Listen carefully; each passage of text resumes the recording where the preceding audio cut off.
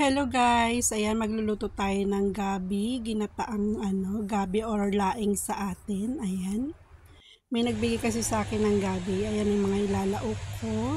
Meron tayong pusit na dry, baboy, ayan, chili, sibuyas, bawang at bagoong luya. Ayan siya, at saka coconut, garlic, saka yung dry na na hipon. Ayan, painitin muna natin yung kawali.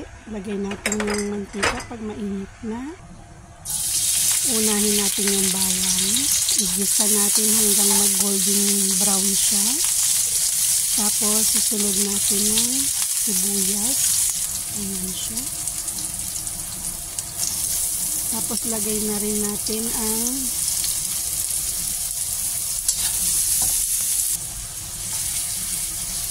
ginger hanggang mag golden brown siya guys. Ayan yung naamoy nyo na okay yung amoy nyo, talagang napakasarap sa amoy. So, tapos ilalagay din natin na yung baboy.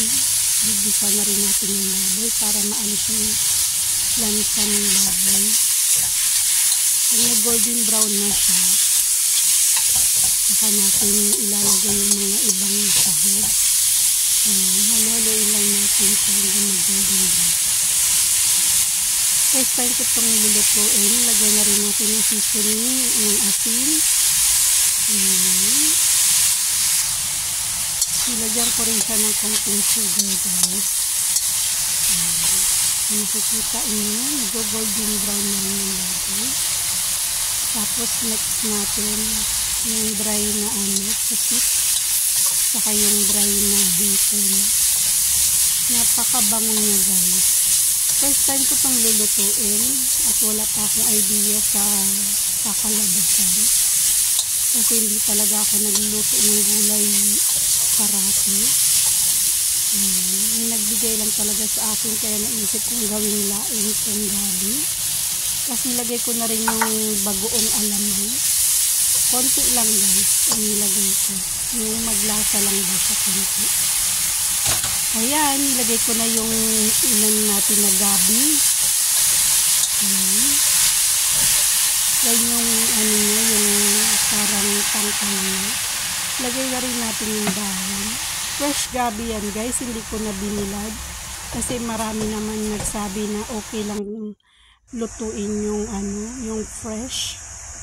Ayan na siya guys. Tapos lalagay na rin natin yung chili. Ayan. At nilagay ko na rin yung unang gata. Ayan.